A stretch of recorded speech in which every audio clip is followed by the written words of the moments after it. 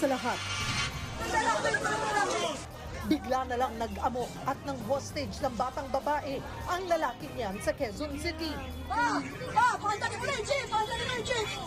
Sa pilitan niyang isinakay sa jeep ang bata. Sinubukan pa ng ina na makuha ang kanyang anak pero hindi niya ito magawa. Dahil may hawak na patalim ang suspect. Ang kinahinatnan ng hostage taking, abangan maya-maya lang. Ngayon'y ka-26 na araw ng Marso taong 2025. Ate ng Pangulo na si Senator Amy Marcos kumalas na sa tiket ng administrasyon. Siyam sa mga pambato ni PBBM pasok sa Magic 12 base sa pinakabagong survey ng SWS. Patay na po. Election officer at kanyang mister patay sa ambush. Pinangyarihan ng krimen, posibleng isailalim sa COMELEC control. News 5 exclusive. Call center agent patay matapos ma-hit and run ng humaharurot na kotse. Isa pang disgrasyang sapul sa video. Lolang patawid sa ospital, patay matapos masagasaan ng truck. Heto pa ang eksklusibo. Hubot-hubad na lalaki, hinuli matapos manghabol at mangyakap ng babae. Kulang daw siya sa kape? Mga kapatid, tara na sa beach. Ngayong opisyal nang idineklara ang panahon ng tag-init. Eto na nga, Star Wars actress si Daisy Ridley nasa bansa na para sa shooting ng Hollywood film na The Last Resort. Eksklusibo siyang nakapanayam ng News 5.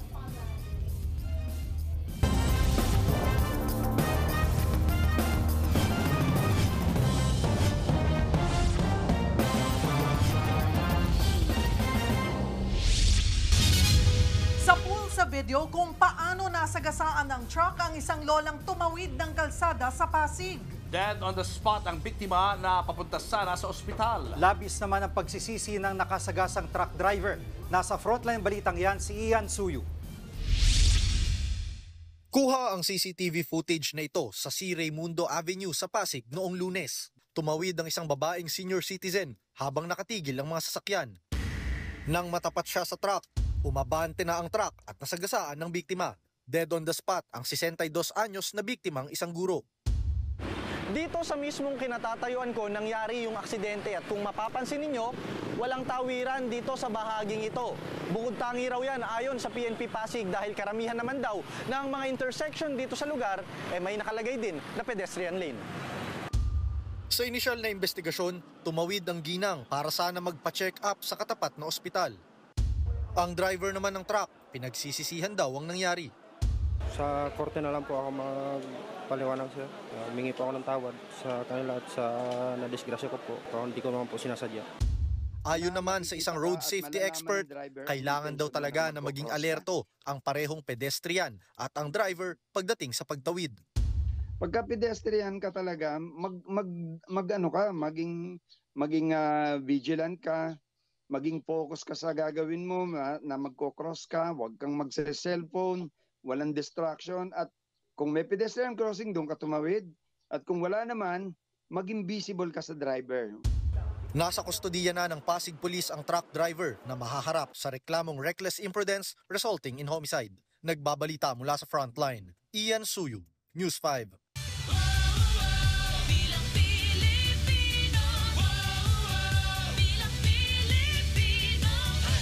Patay sa ambush ang isang election officer at kanyang mister sa Maguindanao del Norte. Pinagbabaril sila ng riding in tandem habang papasok sa trabaho. Nasa frontline ng balitang yan, Simon Gualvez.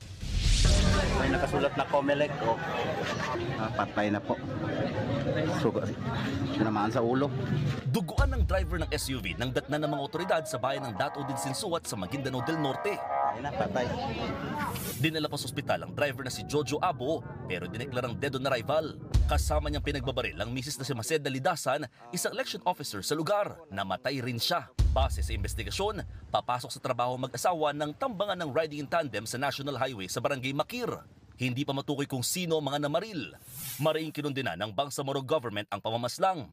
Git nila, walang lugar ang mga kriminal sa BARM. Nananawagan naman ng lokal na pamahalaan ng Dato din Sinsuat sa mga residente na makipagtulungan para matukoy ang mga salarin. Nagkasana ng manhunt operation ng mga pulis. Sa Parayong Bayan, pinagbabaril din ng hindi pa nakikilalang salarin ang pick-up ng kapitana ng barangay Nikita. Pero nung panahon na yan, ang driver at isang residente ang sakay nito. Sugatan sila. Ayon sa mga otoridad, posibleng ang kapitana ang target sa pamamaril. Dahil sa serya ng karahasan, inirekomenda ni COMELEC Chairman George Garcia na ilagay sa COMELEC control ang bayan ng Dato din Sinsuat. We will have full and absolute control of the area. We will lay down the necessary policy and guidelines kung paano ipapatupad ang COMELEC control. May utos naman ng COMELEC na bigyan ng security ang mga election officer na nasa red category o mga lugar na nasa ilalim ng areas of concern. Sa ngayon, 36 na lugar ang isinailalim ng COMELEC sa red category.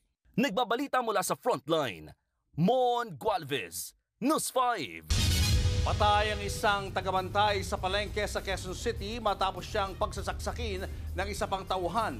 Nagugat ang alitan ng dalawa sa alagang manok ng sospek. Nasa frontline ng balitang yan si Hannibal Talete. Sugat sa iba't ibang bahagi ng katawan ang inabot ng 54 anyos na tagabantay sa palengke sa Quezon City matapos siyang pagsasaksakin. Naisugod pa umano sa ospital ang biktima pero binawian na ito ng buhay. Ang itinuturong salarin, ang 27 anyos na helper naman sa palengke. Naagaw pa raw ng biktima noong una ang patalim ng sospek. First attempt ay naagaw nitong biktima yung hawak ng suspect na tactical knife. So hindi inaakala nitong biktima na may isa pa palang hawak na patalim itong suspect. Nakumpiska ng mga otoridad ang dalawang patalim na ginamit ng suspect sa krimen. Sa inisyal na investigasyon, madalas umanong nagtatalo ang dalawa. Madalas daw kasing masita ng biktima ang suspect dahil sa pagtatali ng manok sa kanyang pwesto. Ang nakikita po natin dito ay personal grudge kung kaya nagawa niya itong pananaksak. Pagkakwento nitong suspect ay araw-araw siyang pinagsabihan ng hindi maganda nitong ating biktima. Tumanggi na magbigay ng pahayag ang suspect na napag-alamang kalalaya lang noong nakaraang taon dahil sa kasong frustrated murder at physical injuries. Ngayon, nakakulong siyang muli sa Criminal Investigation and Detection Unit sa Camp Karingal dahil naman sa kasong murder.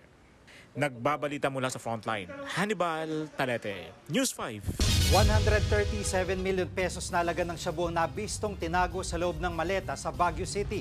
4 ang inaresto, kabilang ang isang pulis. Nasa Frontline balitang yan si Gary De Leon. Walang mukhang maiharap ang 4 na sospek na ito nang masakote sa bypass operation sa inuupahan nilang bahay sa isang subdivision sa Baguio City. Nasamsam sa operasyon ang 20 kilo ng shabu na nagkakahalaga ng 136 million pesos. Nakalagay ang hinihinalang shabu sa mga pakete ng tsaa sa loob ng isang maleta. Naka-vacuum seal pa siya. Hindi tulad ng ibang nahuhuli natin na parang na-repackage na. This resembles more or less the original packaging. Kinilala mga na-aresto na sina Mary Ann Tiope T, Mark Leonard Tiope at Adriano Soriano. Kasama rin nila ang 45 anyos na Police Master Sergeant na nakadestino mismo sa Baguio City Police Office. Kahit kasamaan namin kung talagang gumagawa ng hindi maganda, talagang dapat mahuli. Nakumpiska sa kanila ang 9mm pistol, mga ID at kotseng ginamit para ibiyahe ang mga droga mula Maynila papuntang Baguio. Staging area lang na hindi kasi for Baguio consumption ito, definitely looking at the volume. Hindi po kinukuha nila sa ibang lugar, hawakan sandali rito, then i-distribute nila ulit sa ibang lugar. Todo tanggi naman ang mga suspect sa illegal na gawain. Pero patong-patong na reklamo ang kanilang haharapin. Masisibak naman ang pulis na nakasamang naaresto. Nasa kustodiya na ng PIDEA Cordillera ang 4 na suspect. Nagbabalita mula sa Frontline, Gary De Leon, News 5. Natukoy na ng mga otoridad ang hold-upper na ng biktima ng isang taxi driver sa Talisay City, Cebu. Sa isinagawang backtracking sa CCTV ng barangay kung saan bumaba ang suspect, nakitang naghubad ito ng face mask. Dito siya nakilala ng mga habal-habal rider at agad ipinagbigay alam sa mga kinauukulan. Ayon din sa mga residente, kilala raw talaga itong sangkot sa mga hold-upan sa lugar. Nitong Sabado nangyari ang pang-hold up sa taxi driver. Nagsorry pa ang suspect bago tangayin ang pera ng biktima. Tinutugis na ang suspect. Kinukuryente at hindi pinapakain. Ilan lang yan sa pang-abusong naranasan ng mahigit 100 Pinoy na nasagip mula sa isang scam farm sa Myanmar. Nasa frontline ng balitang yan, si Rainiel Pawid. Pinaghalong saya at kaba ang nararamdaman ni Mimi. Matapos kasi ang 8 buwan, nakawala na siya sa torture ng scam farm na pinagtrabahuhan niya sa Myanmar. Ang masaklap na buntis si Mimi habang nasa trabahong yan. 2 weeks po akong dinugo. Nag-bleeding po ako ng sobra-sobra. Ang kasama niyang si Esther, bangungot din ang naranasan mula nang dumating sa Myanmar nitong Enero. Gaya ni Mimi, buntis din si Esther. Na-torture po kami doon ng kulang 1 linggo po. Tapos no food intake po. No food intake? Opo, kahit food drinks, opo. Tapos po bawal po kaming matulog. Pagka po nakatulog kami ng asawa ko, kukuryentehin po kami. Kasamang na-recruit ni Mimi at Esther ang kanilang mga asawa. Pare-parehong call center agent sa Thailand ang inalok sa kanilang trabaho. Pero nauwi yan sa pagiging scam farm worker. Kabilang sila sa 176 na Pilipinong nasagip at sinundo ng gobyerno. Pasado alas 11:30 ngayong gabi ay nakalapag na dito sa Bangkok, Thailand ang Philippine Repatriation Team. Ayon sa report ng Department of Foreign Affairs, ang Thailand ang nagiging gateway ng ating mga kababayan bago sila dalhin sa mga scam farm sa Myanmar, Cambodia at Laos. Ayon sa DFA, 6 ang buntis sa mga umuwing Pinoy. Ang isa pang biktima na si Paul kinailangan ng i-wheelchair dahil inaapoy ng lagnat at hinang-hina sa biyahe. Pupuntahan ako sa my room, then kakalad ka rin ako. Pero ang mas ikinababahala ng mga otoridad, some Filipinos don't wanna go home. Baka lilipat lang sila ng amo. Kasi bumisita kami ron, some Filipinos are still doing, okay, ayaw pa kagad umuwi. Karaniwang na-recruit sa social media ang mga scam farm worker ng kapwaring Pinoy. Halos lahat sila pinagpanggap munang turista sa Singapore o Hong Kong, sabay dinala sa Thailand palabas ng Myanmar. Binigyan na ng show cause order ng Bureau of Immigration ang 7 empleyado na sangkot umano sa illegal na pagpapaalis ng ilang Pinoy. Maghihigpit na rin sila sa mga turistang iikot sa ASEAN region para maiwasan ang human trafficking. Nagbabalita mula sa Frontline, Rainiel Pawid, News 5. Tinanggihan ni Senate President Chis Escudero ang hiling ng House prosecutors na pasagutin agad si Vice President Sara Duterte sa articles of impeachment laban sa kanya. Ayon kay Escudero, pwede lang padala ng summons o pasagutin si VP Sara kung nag-convene na ang impeachment court. Hindi rin daw ito pwedeng gawin habang nakabreak ang Kongreso. Kanina lang natanggap ng Office of the Vice President ang kopya ng mosyon ng House prosecutors. Kapag bumalik na ang sesyon sa Kongreso sa June 2, doon pa lang sila pwede mag-convene bilang impeachment court at doon pa lang ipepresent ang articles of impeachment. Dahil dyan, sa June 3 pa raw sila maaaring maglabas ng writ of summons para pasagutin si VP Sara. Madali sila ng madali pagdating ng panahon, hindi pala sila handa. So, ulitin ko, sana imbes na magmadali sila, gamitin nila ang panahon ito para magsanay, maghanda, kunin na lahat ng ebidensyang kailanganin nila para may presenta na maayos yung kanilang kaso, hindi lamang sa impeachment court, pero pati na rin sa publiko. Showbiz, eto na nga! Mga kapatid, eto na nga ang mga umaarangkadang showbiz balita ngayong Miyerkules. Daring and hot at 29. Ganyan nga po ang datingan ng aktres na si Catherine Bernardo sa kanyang birthday post. Sabi nga ni Cav sa kanyang Instagram post, welcoming my 29th with midnight snack, quote-unquote. Suot ni Cav sa photo ang all-black fitted crop top at bikini habang kumakain ng chichirya. Added spice naman ang messy hair at sunglasses ng aktres. Sa isa pang post, naka-sexy outfit in white naman si Catherine. Ang parehong post na yan ng box office queen of her generation, inulan ng pagbati at hearts mula sa kanyang malalapit na kaibigan at tagahanga. Mula po sa TV5, happy birthday, Queen Catherine! Eto pa nga, nagsalita na ang sinasabing asawa ng namayapang Korean actress na si Kim Se-ron.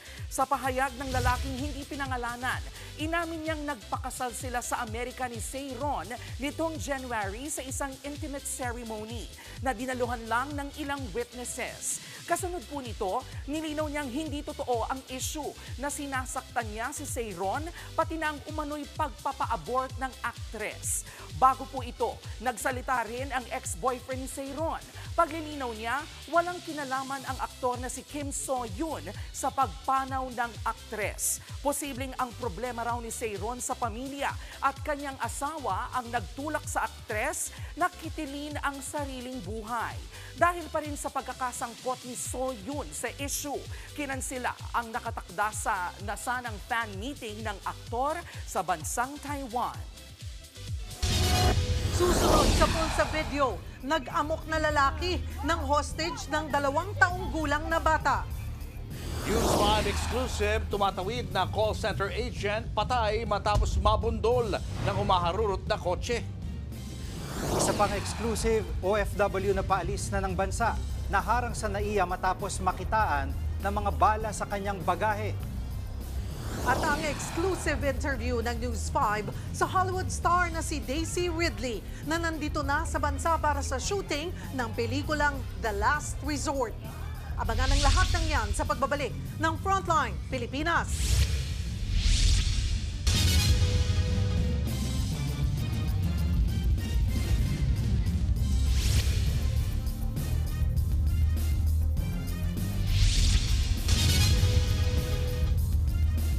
Mga kapatid, Julius Babaw po. Nasa Middle East o sa amang dako ka ng mundo, manatiling may alam at may pakialam sa mga maiinit na balita dito sa ating bansa. Simulan po natin ang bawat araw sa tuloy-tuloy na balitaan sa Frontline. Mag-follow at mag-subscribe sa social media pages ng News 5.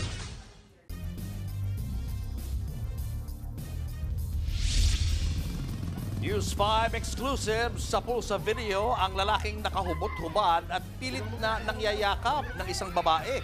Kahit pa maraming sumisita, ayaw pa rin niyang paawat.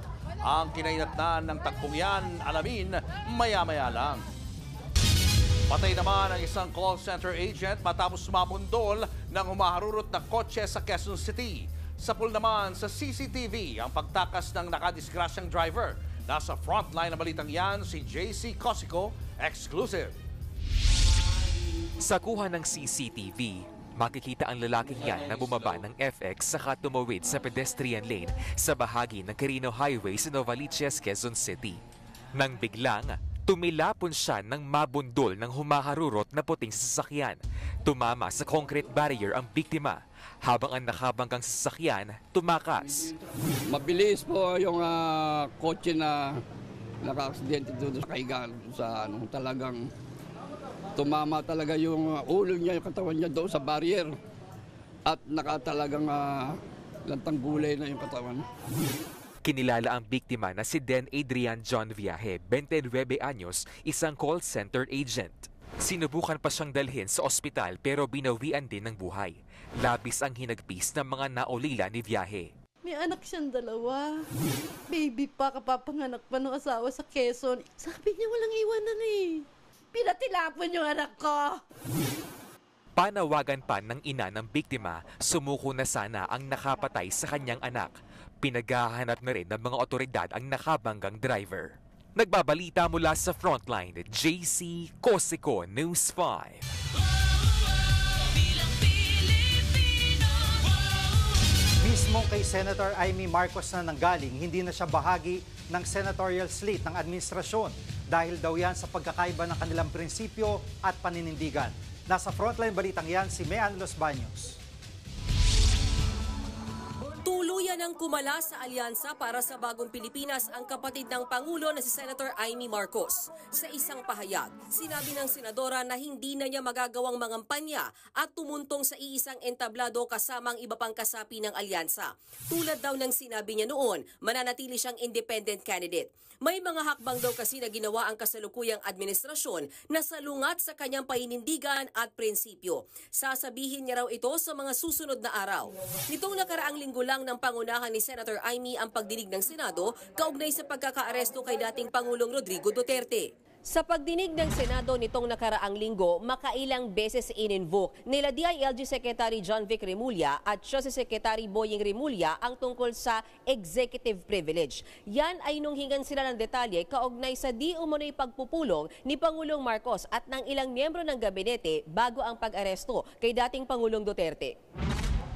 Ang executive privilege ay kapangyarihan ng Pangulo at ng ehekutibo na hindi sa publiko ang anumang confidential na impormasyon. Pero hinala ni Senator Amy, may tinatago anyang mahalagang katotohanan. Mas lalo lang daw lumakas ang hinala niyang nalabag ang saligang batas at nabawasan ang ating soberanya sa pagkakaaresto sa dating Pangulo.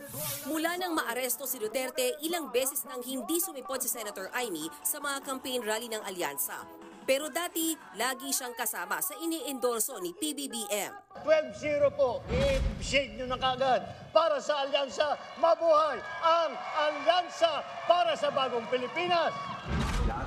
Pero nitong mga nakaraang kampanya ng administrasyon, hindi na 12 ang binanggit ng Pangulo. Huwag natin gawing alyansa lamang nitong 11 na tao, 11 na kandidato na tumatakbo bilang senador. Ayon naman sa campaign manager ng alyansa na si Congressman Toby Chanco, nire-respeto nila ang desisyon ni Senator Amy. Nilinaw din ni Chanco na bahagi pa rin ng alyansa ang partido ni Camille Villar na Nationalista Party. Nasa meeting nga raw nila kagabi si Villar. Matatanda ang ilang beses ding hindi nakadalo si Villar sa mga campaign rally ng alyansa. Pero ini-endorso pa rin siya ng Pangulo. Samantala, wala munang kampanya ang alyansa ngayong linggo. Magiging abala raw sila sa mga imbitasyon sa pagsisimula ng kampanya ng local elections sa March 28. Sa March 28 din, ang ika-80 kaarawan ni dating Pangulong Duterte. Nagbabalita mula sa Frontline, Mean Los Baños, News 5. Pasok sa Magic 12 ang siyam sa mga pambato ng Administrasyong Marcos sa bagong senatorial survey ng Social Weather Stations o SWS. Nagbabalik si Mean Los Baños.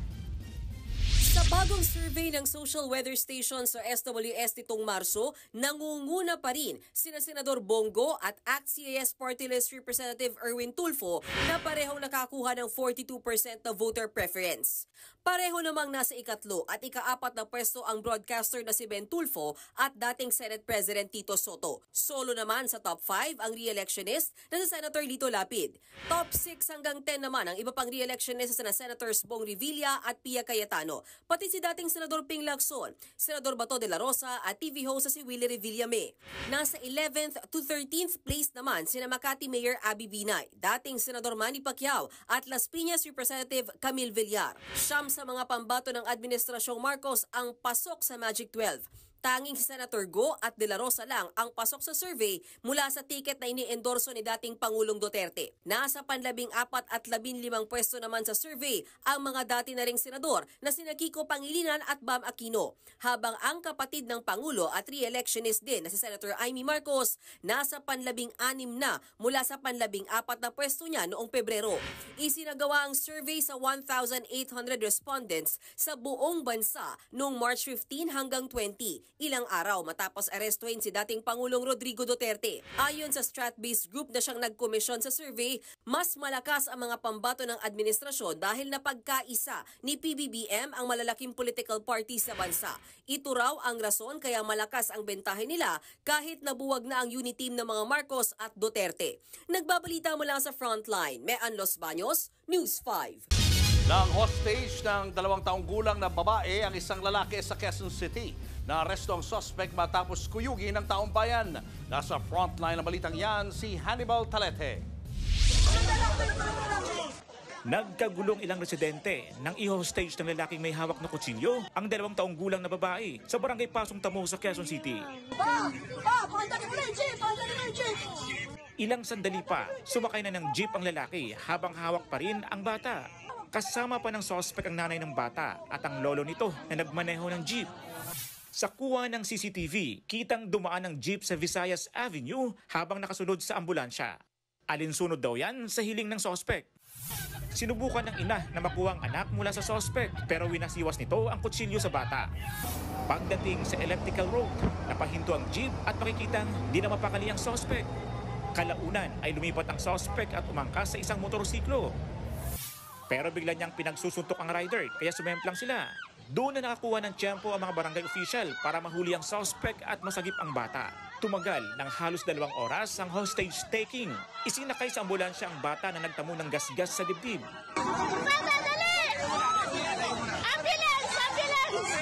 Kinuyog ng taong bayan ang suspect bago siya mailipat sa kustudiya ng mga pulis.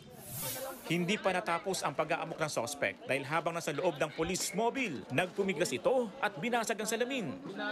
Ayon sa nanay ng bata, kaibigan nila ang sospek na bigla nilang pumasok sa kanilang bahay at nagwala. Pinilit daw sila ng sospek na ihatid siya sa Laguna. Pinagsusuntok pa raw siya ng sospek kaya nanakit ang kanyang panga at dibdib. Ang kanyang mister, sugatan din dahil tinaga ng sospek bago inagaw ang bata. Tapos kinuha niya po itong anak ko na babae. Taga niya ako pag Tapos nung pagtaga niya po, sinalag nung asawa ko. Kaya nakuha niya to. Tapos yung isang anak po namin, itinulak ko po palabas dun sa kwarto namin. Wala pang pahayag ang sospek na hawak na ng QCPD Station 14. Nakuha mula sa kanyang isang itak at kutsilyo. Mahaharap ang sospek sa patong-patong ng reklamo. Nagbabalita mula sa frontline. Hannibal Talete, News 5. 4 na bala ng baril na nakuha sa bagay ng isang OFW sa NAIA. Hindi pinaalis ang pasahero at ngayon hawak na ng mga pulis. Nasa frontline balitang yan si Gary De Leon, exclusive. Hinalughog ng airport police ang bag na ito sa Terminal 3 ng Ninoy Aquino International Airport. Nakita sa bag ang 4 na bala ng 9mm caliber ng baril. Hindi ito mga basyo. Unang nakita ng Office for Transportation Security ang mga bala sa X-ray sa final screening. Nakuha yan sa bagay ni alias Carlos, 28 anyos at isang OFW na papunta sana ng Cayman Island. Kwento ni alias Carlos, naiyak siya sa sobrang takot ng arestuin ng airport police. Nadidismaya kung anong lalambog, ginagawa masama. Ayon kay Carlos, nag-firing siya pero noong 1 taon pa yun. Bago raw siya umalis ng bansa, paulit-ulit niyang sinilip ang kanyang bag at tiniyak na walang bala o anumang bagay na makakaabala sa kanyang biyahe. Tingin niya, biktima siya ng tanimbala modus. Yung trip ko, pinaghirapan ko na mga permit. Hindi ko na po sasayangin lahat yun eh. Sa kabila na nangyari, humingi si Carlos ng dispensa sa mga otoridad para matuloy ang kanyang biyahe. Pero hindi siya pinagbigyan. Nakakulong siya ngayon sa PNP Aviation Security Group sa NAIA at naharap sa reklamong paglabag sa election gun ban at paglabag sa Comprehensive Firearms and Ammunition Act. Sumalang na rin siya sa inquest proceedings.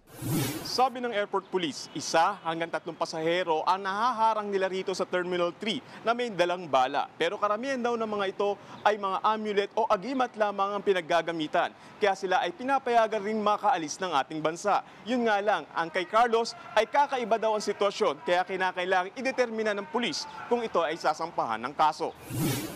Bago ang insidenteng yan, nahulihan din ng bala ng Armalite ang isang senior citizen na babae sa kaparehong terminal.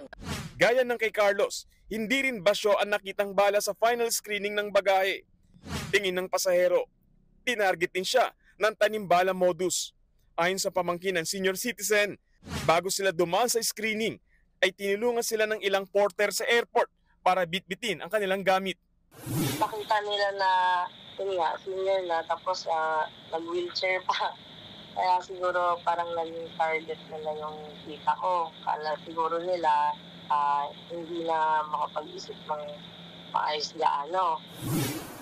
Pinalagpas daw si Lola at pinayagang makabiyahe sa Japan para sa kanyang layover pa Amerika nang sabihin nitong may anak siyang immigration officer sa US. Pinapirma lang daw sila na acknowledgement receipt para sa documentation. Paglilinaw ng airport police, wala nang tanimbala sa NAIA. Sana hindi sila magpanik. Kasi po yung ating mga screeners, yung security personnel is nandyan naman po. Nagtatrabaho naman po sila. Nagbabalita mula sa frontline, Gary De Leon, News 5. Nadaraanan na ulit ng mga motorista ang lahat ng lane sa northbound sa NLEX Marilao. Binuksan kaninang madaling araw ang 4 na lanes. Mas maagang natapos ang pagsasaayos sa nasirang Marilao Bridge matapos sumadsad doon ang isang truck noong March 19. Kahit bukas na ang northbound lanes, may mga nakasuporta pa rin daw na steel poles sa tulay para sa concrete curing nito. Dahil tapos na ang repair sa Marilao Bridge, asahang gagaan ang traffic sa bahaging yan ng NLEX. Nahuli sa pribadong isla sa Subic, Zambales ang grupo ng mga dayuhan na nag-espiya umano sa mga dumaraang barko ng Pilipinas at Amerika. Nakuha mula sa kanila mga larawan at video ng US Navy vessel at cargo na dadalhin sa base militar. Nasa frontline ng balitang yan si Elaine Folencio. Sakay ng speedboat, sinalakay ng mga ahente ng NBI Cybercrime Division at Special Task Force ang Grande Island sa Subic, Zambales. Taas ang kamay! Pinadapa at pinusasan ang mga dayuhan sa pribadong isla. Base sa intelligence report, nang-eespiya umano ang mga dayuhan sa base militar malapit sa isla. Bukod sa paggamit ng cellphone, gumagamit din ng drone ng mga nahuling dayuhan. They were there in the island in the guise of recreational fishers. However, during the surveillance, we also noticed na nagpapalipad po sila ng drone during times na mayroong mga dumataan na barko. Nakuha rin sa mga sospek ang umano'y video ng isang US Navy vessel, pati mga larawan ng cargo na dadalhin sa base militar. Nakuha rin ng NBI ang papel kung saan nakasulat daw ang araw at oras ng labas at pagdating ng mga barko sa Subic Bay Port. Kabilang sa mga nahuli ang isang Cambodian na tumatayong financier daw ng grupo at 5 Chinese na kumukuha ng mga larawan at video. May isa ring Pinoy na nagsisilbing driver at bodyguard ng grupo. Iniimbestigahan ng umano'y Chinese corporation na umuupa sa isla. Ang usual po dito, napaka-unusual is yung surveillance na kinandak ng ating military intelligence group. Labas-pasok sila dito sa Pilipinas at the same time dumediretso sila dito sa Grande Island, which is yun nga po, exclusive island controlled by a Chinese corporation. Nakikipag-ugnayan ng mga otoridad sa Subic Bay Metropolitan Authority dahil maituturing na strategic vantage point ang island resort. May malinaw na view mula rito sa mga ruta sa West Philippine Sea, kabilang ang Bajo de Masinloc. Nakumpiska mula sa mga dayuhan ng mga passport, ID, cellphone at baril. Tumangging magbigay ng pahayag ang mga dayuhan, pero giit ng Pinoy na kasama nilang nahuli, magpipishing lang po sila. Maaharap sila sa mga reklamong espionage, falsification by private individuals, and use of falsified documents, using fictitious names at paglabag sa Comprehensive Firearms and Ammunition Regulation Act. Inaalam pa kung konektado sila sa mga naunang Chinese na nahuli rin dahil umano sa pang-espiya. Nagbabalita mula sa frontline, Elaine Fulgencio, News 5.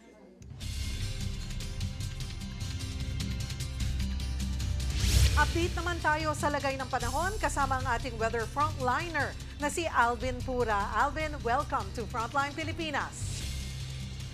Maraming salamat, Cheryl. Punta muna tayo sa ating lagay ng panahon. Opisyal nang idineklara ng Pag-asa ang pagtatapos ng amihan at ang pagsisimula ng panahon ng tag-init. Pero bakit minsan may mga low pressure area pa rin tayo, may mga pag-ulan pa rin tayo at kung minsan sa darating nga na weekend, meron pa tayong inaasahang northeasterly wind flow. Ang pagdeklara ng panahon ng tag-init ay pangkabuwang lagay ng panahon po natin o yung tinatawag nating klima. Although minsan nagiging aktibo nga yung ating intertropical convergence zone at nagkakaroon pa tayo ng low pressure area at minsan nga meron tayong mga localized na pag-ulan at thunderstorms, mas marami na po yung araw na mainit at magpapatuloy pa yan sa mga susunod na araw, susunod na linggo at susunod na buwan. Kaya paghandaan po natin yan. Sa katunayan, ngayon nga ay meron tayong binabantayang low pressure area dito po sa silangang bahagi ng Mindanao. Ito po ay huling na mata ng Pag-asa sa lying around 315 kilometers east ng Tagum City, dyan po sa may area ng Mindanao. Yung kanyang trough ay nagpapaulan po sa ilang areas ng Mindanao, lalong-lalo na po dito po sa eastern section nito, kasama po ang Caraga at Davao Region. Nagpapakita naman ng araw sa malaking bahagi ng Mindanao, pero posible po yung ating mga thunderstorms, lalong-lalo na dito sa area ng BIRMM, kasama na rin po dyan ang Soxargen. Kaya mag-ingat po tayo, lalong-lalo na kapag nakakaranas tayo ng thunderstorms dahil biglang buhos po yan ng malakas na pag-ulan na may kasamang pagkulog at pagkidlat. Samantalang dito naman sa Visayas, minsan nga nagpapakita naman ng ating araw pero magiging maulap po ang malaking bahagi ng Visayas, kasama na po dyan ang Cebu City at posible po yung ating mga scattered o kalat-kalat na pag-ulan. At ganun din po ang ating aasahan panahon dyan po sa may area ng Palawan. Samantalang dito naman sa area ng Luzon, malayo po ang ating low pressure area at hindi po ito naapektuhan. Ramdam na ramdam po ang init ng panahon natin sa malaking bahagi ng Luzon. Dulot po yan ang tinatawag nating easterlies. Kadalasan yung ating matataas na temperatura ay naitatala dito po sa mga areas na nasa pagitan ng bundok, kasama po dyan ang Cagayan, maging dito sa kabilang dako ng bundok, sa may area ng Ilocos Region, isama na po natin dyan ang La Union, Pangasinan at malaking bahagi ng Central Luzon. Ganun din po sa mga highly urbanized cities, kagaya po ng Metro Manila. Kaya again, maghanda po tayo sa matinding init ng panahon, lalong-lalo na sa taghali. Ugaliin pong uminom ng sapat na dami ng tubig at umiwas sa direkta init ng araw. At yan muna ang ating lagay ng panahon. Muli, ito po si Alvin Pura na laging may panahon para sa iyo.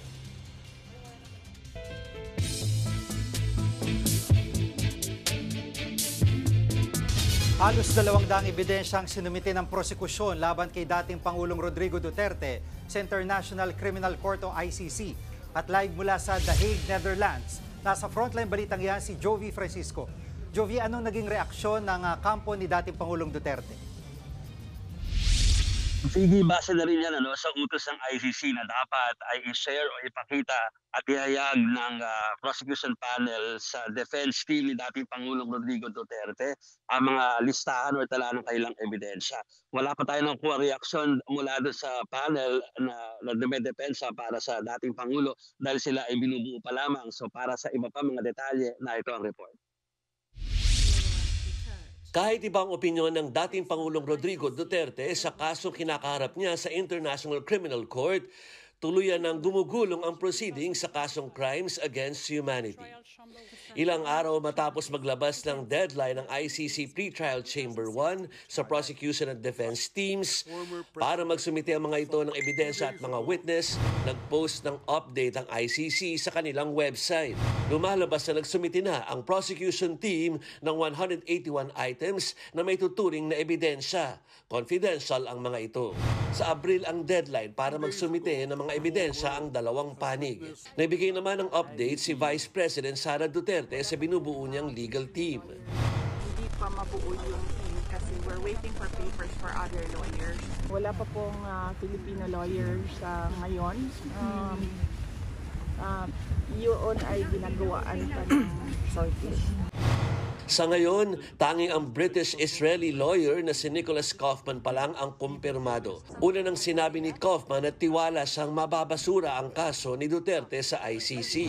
Diyan naman sa Pilipinas, naniniwala ang mga anak ng dating Pangulo na hindi pa moot and academic ang mga petisyon nila sa Korte Suprema para maibalik sa bansa ang kanilang ama. Pero ayon kay ICC accredited lawyer at isa sa mga abogado ng mga biktima ng drug war na si Attorney Gilbert Andres, huli na ang lahat, lalo't naideklara na ng ICC na nasa kustodiya na nila si Duterte. Ayon din sa isa sa mga abogado ng EJK victims na si ICC Assistant to Counsel Attorney Cristina Conti, gayahin na lamang ng magkakapatid si VP Sara mag-move on at harapin ang paghahanda sa kaso ng kanilang ama.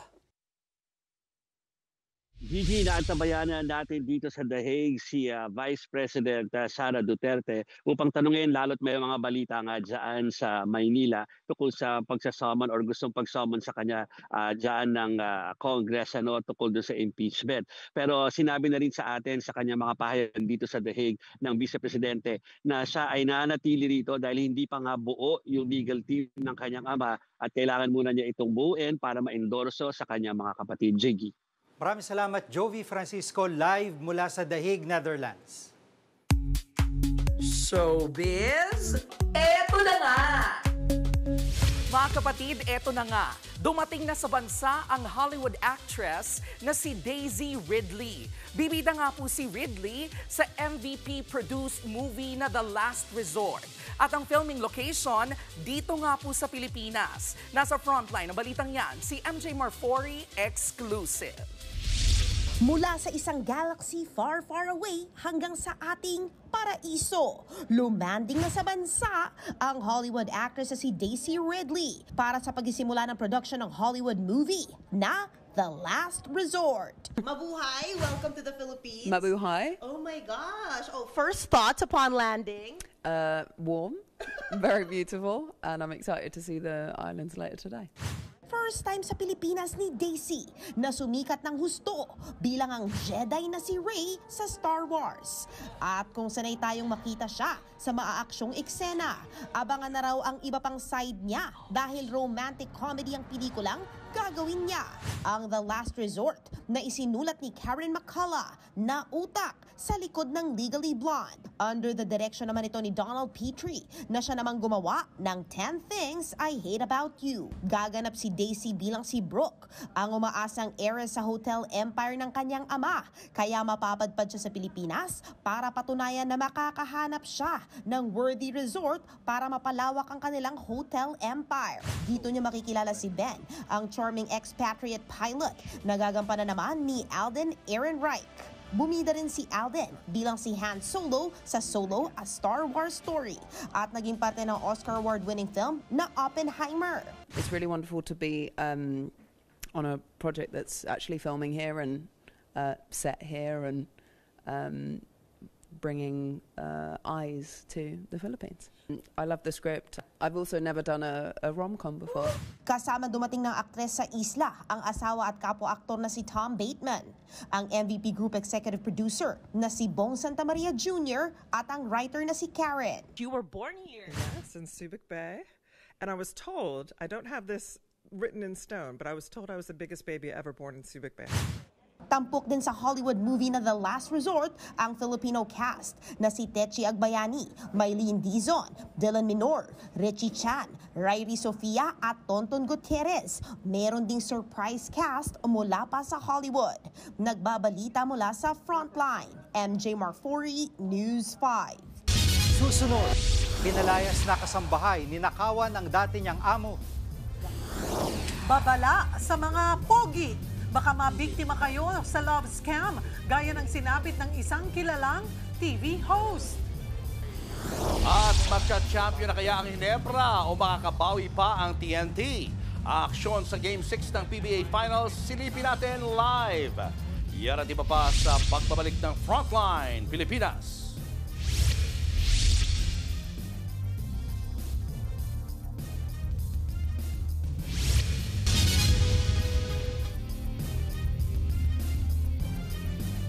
Mga kapatid, Julius Babaw po, nasa Middle East o saan mang dako ka ng mundo, manatiling may alam at may pakialam sa mga mainit na balita dito sa ating bansa. Simulan po natin ang bawat araw sa tuloy-tuloy na balitaan sa Frontline. Mag-follow at mag-subscribe sa social media pages ng News 5. Babala sa mga pogi dyan, baka magamit ang mga picture at video ninyo sa pambubudol. Gaya na lang ng sinapit ng isang TV at radio anchor na ginawa ng deepfake para sa isang love scam. Nasa frontline ng balitang yan si Elaine Fulencio. Hello, baby. How are you doing today? Parang totoo, pero hindi. Gawa yan gamit ang artificial intelligence o AI kung saan pineke ang TV at radio anchor na si Migs Bustos. Mukha niya pero ibang pangalan ang gamit at iba na rin ang boses. Deepfake ang tawag dyan. Ang malala pa, ang deepfake video ni Bustos ginagamit na pala sa love scam. Isa itong uri ng pambubudol kung saan paiibigin ka tsaka huhut-hutan ng pera. Nalaman niya ni Bustos nang may mag-message sa kanya na ginagamit daw ang kanyang mga larawan at video para makapang-scam.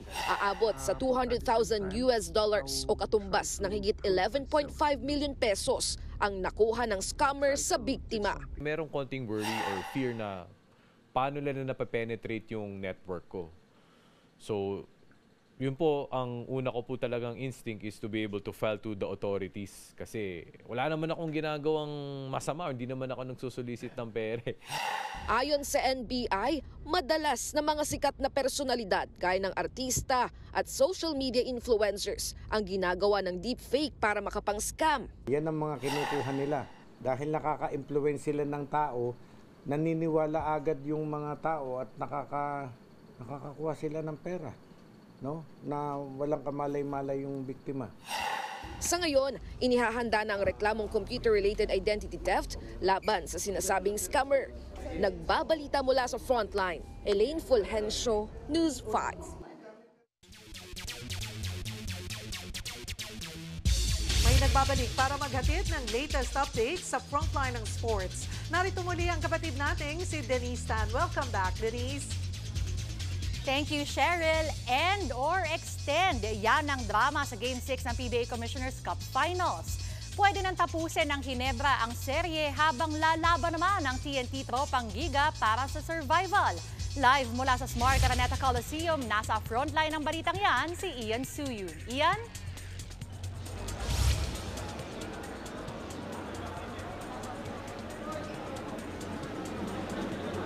Denise, malalaman na nga natin kung tatapusin na ba ng Barangay Ginebra San Miguel ang Royal Rematch kontra TNT Tropang Giga sa Game 6 ng PBA Commissioner's Cup Finals dito sa Big Dome.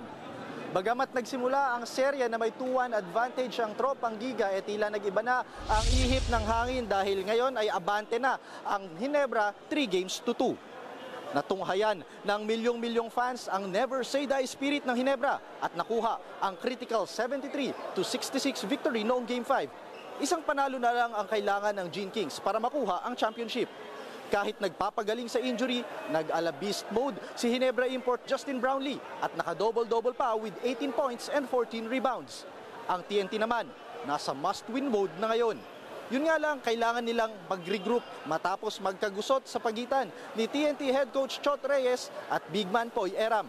Pinagsabihan kasi ni Reyes ang TNT center, pero tila hindi raw ito nagustuhan ni Eram, kaya nagdabog siya at tinapon pa ang bit-bit na tuwalya sa sahig. Sa isang panayam naman, inamin ni Reyes na hindi niya nagustuhan ang mga aksyon ni Poy sa finals. Hamon niya pa, si Eram na lang daw ang mag-coach sa TNT.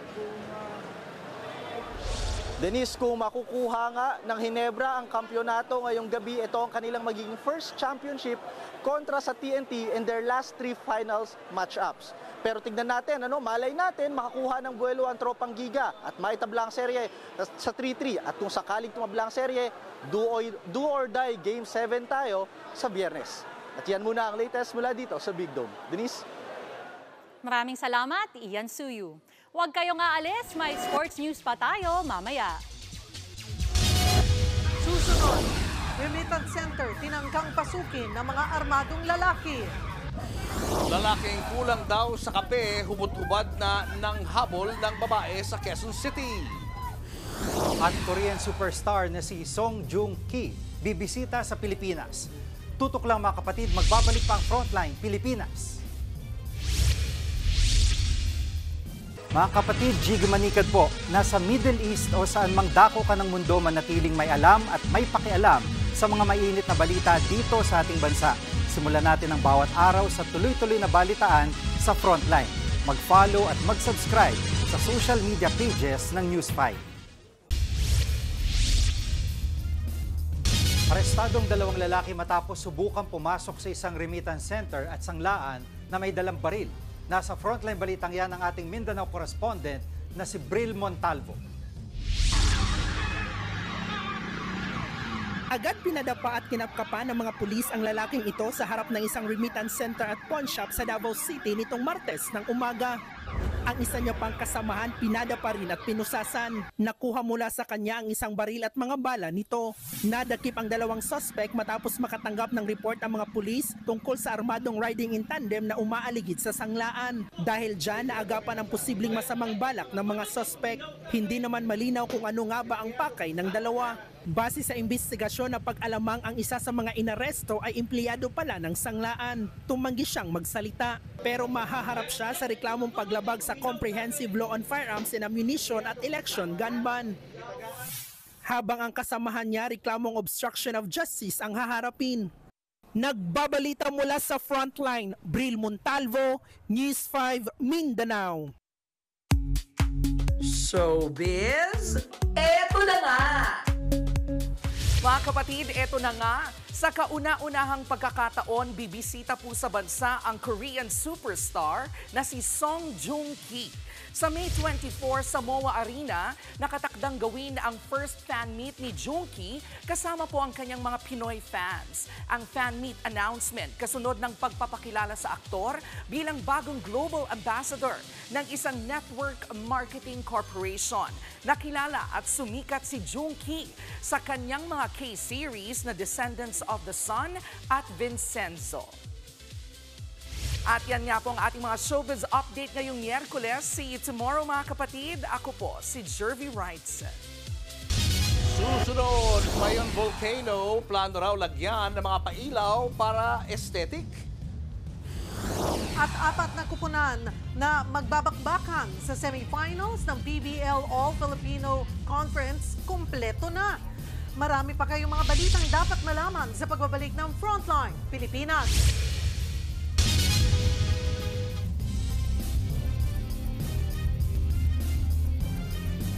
Mga kapatid, Jiggy Manikad po, nasa Middle East o saan mang dako ka ng mundo, manatiling may alam at may pakialam sa mga mainit na balita dito sa ating bansa.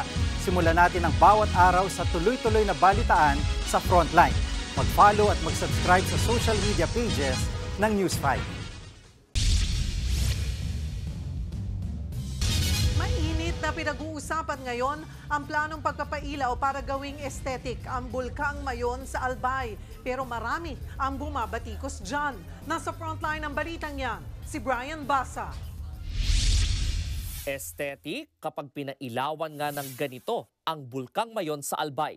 Pero teka lang, hindi yan totoo. Gawang AI yan o Artificial Intelligence. Kumalat ito online dahil merong Mayon Volcano Heritage Aesthetic Lighting Project na gagastusan daw ng 750 million pesos. Dahil dyan, inula ng batikos ang proyekto. Kabilang na riyan ang Diocese of Legazpi. Giit nila, pabayaan na lang ang Bulkang Mayon na kilala sa pagkakaroon ng perpektong hugis. Hindi raw kailangan ng bulkan ang mga pailaw. Makaaapekto lang din daw ito sa kalikasan at posibleng makasama sa wildlife doon. Sa panayam ng programang Ted Filon at DJ Chacha, sinabi ni Albay Acting Governor Glenda Bonggao na ang Tourism Infrastructure and Enterprise Zone Authority o TIEZA ang nasa likod ng project. Ang aming pakiusap lang nung malaman po namin yan ay kung pwede ma-consider po nila sa kanilang pag-aaral, una as UNESCO Biosphere Reserve, and then ang amin pong ongoing nomination sa UNESCO World Heritage List. Sinusubukan pa naming kunin ang panig ng TIEZA, pero ayon kay Governor Bonggao, kanselado na ang proyekto. Nagbabalita mula sa Frontline, Brian Basa, News 5. Binahira ng UP Fighting Maroons ang undefeated sanang record ng NU Lady Bulldogs sa UAAP Season 87 Women's Volleyball Tournament. Binigay ng UP ang unang talo ng NU sa isang 5-set thriller kanina. Git-gita ng laban sa unang set na naipanalo ng UP.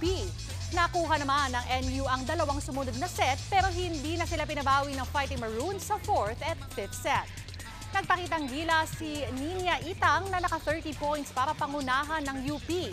Ito ang nag-iisang talo ng Lady Bulldogs matapos ang 8 sunod-sunod na panalo. Kinumpleto na ng Petrogas Angels ang semi-final cast ng PVL All-Filipino Conference. Doon naman na ng Angels ang Thunderbells in 3 sets para makuha ang natitirang slot sa semis. Naging susi sa panalo ng Angels si Chi Saet na naka 20 excellent sets and 5 points. Abante na ang Petrogas sa round-robin semifinals kung saan makakalaban nila ang 3 iba pang nag-qualify na teams. Simula na ang semifinal round sa Sabado at unang maglalaban ang Akari Chargers at Chocomucho Flying Titans. Sunod naman ang defending champions Streamline Coast Smashers at Petrogas Angels. Yan muna ang latest sa Frontline ng Sports. Ako po si Denise Tan. Susunod, News 5 exclusive, si Boy Hubok nakipaghabulan sa taong bayan. Tuloy-tuloy pa makabulo ang balitaan sa pagbabalik ng Frontline Pilipinas. Mga kapatid, Cheryl Cosing po. Nasa Estados Unidos, Canada o saan man dako ka ng mundo, manatiling may alam at may pakialam sa mga maiinit na balita dito sa ating bansa. Simulan natin ang bawat araw sa tuloy-tuloy na balitaan sa Frontline. Mag-follow at mag-subscribe sa social media pages ng News 5.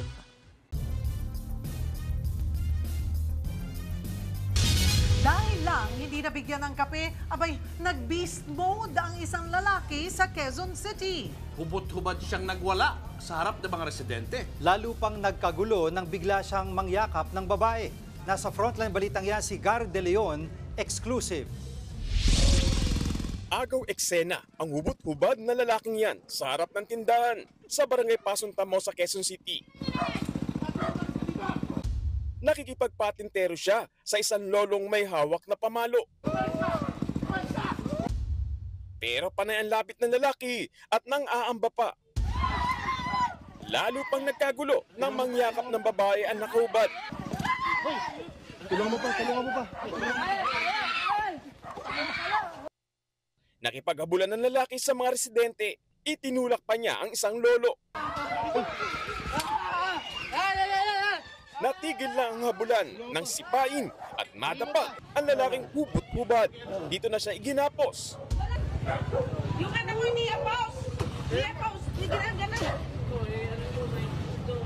Nangyayakap! Ayubaw!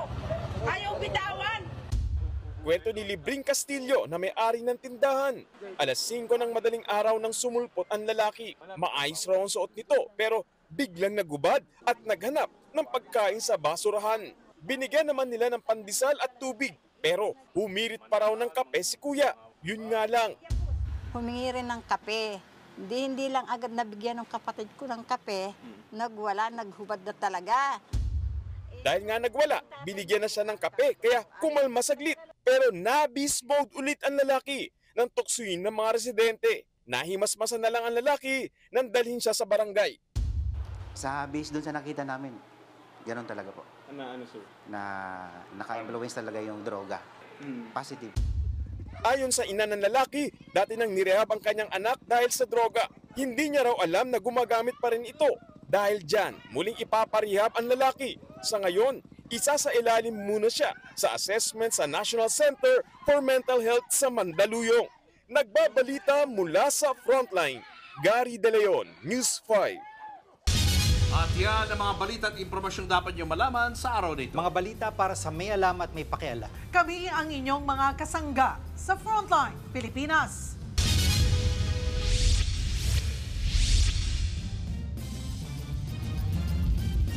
Mga kapatid, Cheryl Cosim po.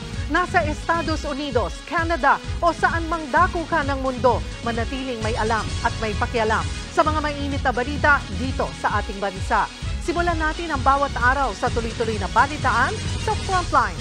Mag-follow at mag-subscribe sa social media pages ng News 5.